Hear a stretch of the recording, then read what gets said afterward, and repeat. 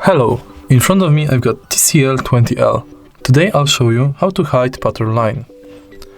In order to do this, open Settings and go to Security. Then tap on Screen Lock and set Pattern as your password.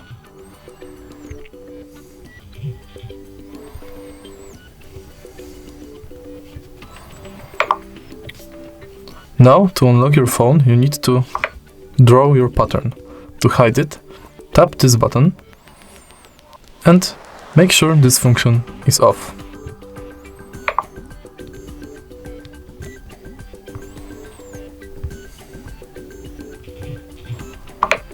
Now your pattern is invisible. If you find this video helpful, please leave like, comment and subscribe.